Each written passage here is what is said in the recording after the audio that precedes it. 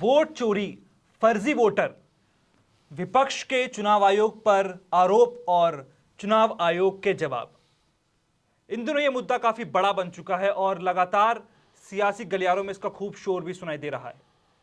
मेरे साथ इस वक्त स्टूडियो में मौजूद हैं हमारे सहयोगी पुष्कर चौहान। पुष्कर जी, आपने प्रेस कॉन्फ्रेंस सुनी होगी चुनाव आयोग की, और उसके बाद अखिलेश यादव फिर ये कहते हैं कि हमने भी 18,000 शपथ पत्र भिजवाए थे, लेकिन उन पर चुनाव आयोग ने कोई कार्रवाई नहीं की। यह अखिलेश यादव का बयान था। सेल्फ गोल फुटबॉल सुना है गेम?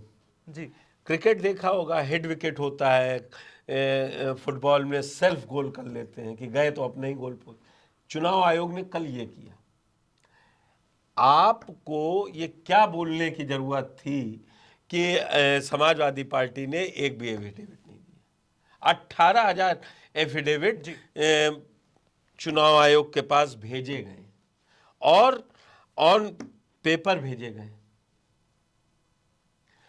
अब आपने सुना होगा, राजीव राय ने बयान दिया था कि समाजवादी पार्टी ने दिए हैं, ये कहां गए? और आपने प्रेस कॉन्फ्रेंस, राजनीतिक पार्टी से किसी भी अधिकारी को सवाल जवाब करने ही नहीं था। बिल्कुल। आप संवैधानिक पद पर हैं, आप चुनाव आयोग हैं, मुख्य चुनाव आयोग, जिस पर जिम्मेदारी के निष्पक्ष रहिए और निष्पक्ष रहिए। नहीं रहिए, हम उस पंचायत में नहीं जा रहे हैं। आपको बात करनी थी, वो भी लीडर ऑफ अपोजिशन थे, उनसे आप बात करते, लेटर भेजते, कहते आइए ऑफिस में चाय पियेंगे और आपकी जो समस्याएं हम सुनेंगे। आपको क्या करना? अब बलि का बकरा कौन बन रहा है? चुनाव आयोग बन रहा है ना। बिल्कुल। अब केचुआ केचुआ बोल रहे हैं।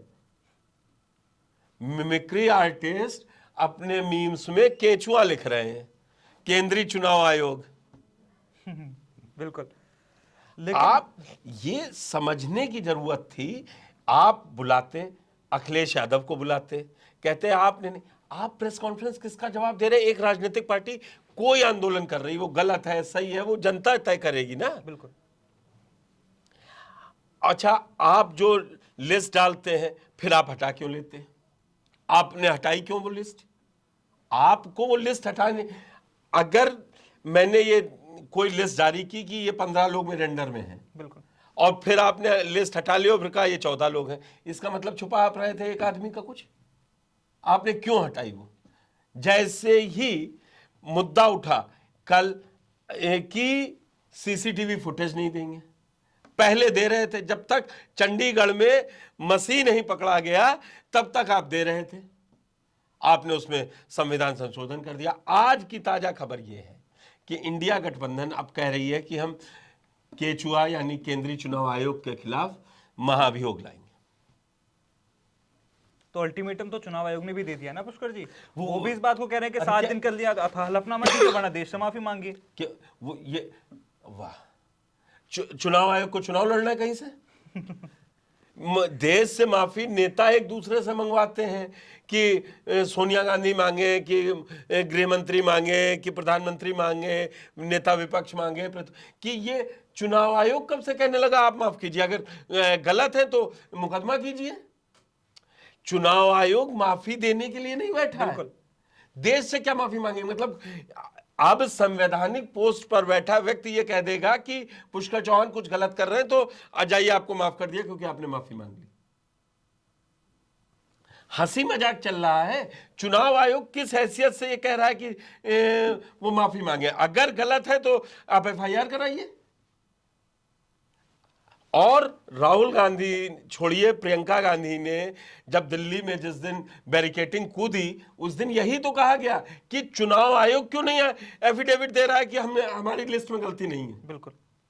अच्छा, सारा तंत्र किसके पास है? चुनाव आयोग के पास है ना। किसी सत्ता पक्ष हो विपक्ष हो, उसके पास कोई सरकारी तंत्र थोड़ी ना है, पार्टी के पास। जी। अगर आप आइए, आप आते जलवे से करते प्रेस कॉन्फ्रेंस, ठोक के कहते मैं ये कह रहा हूं कि ये वोटर लिस्ट में एक भी गलती नहीं है, जितने आरोप लगाए गए गलत है।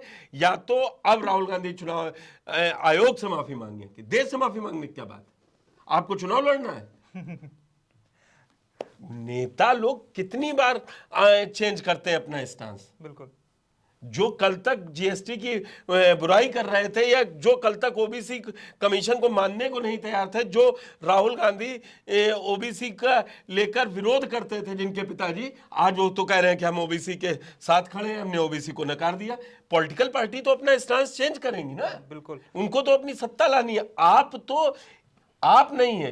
केंद्रीय चुनाव आयोग एक कुर्सी है जिसपे कोई एक आदमी बैठता है आके एक समय, जी। आप छोड़ दीजिए। अब आप कहां पे बहस लेके जा रहे हैं कि आप खुद पार्टी बन रहे हैं? यही तो सवाल सब पूछ रहे हैं, सोशल मीडिया से लेकर अखबारों के हेडलाइंस में यही एक सवाल सबसे ज्यादा पूछा जा रहा है। भाई, हम और आप यहां काम करते हैं जी, तो इस संस्थान के प्रति हम जिम्मेदार हैं ना। बिल्कुल।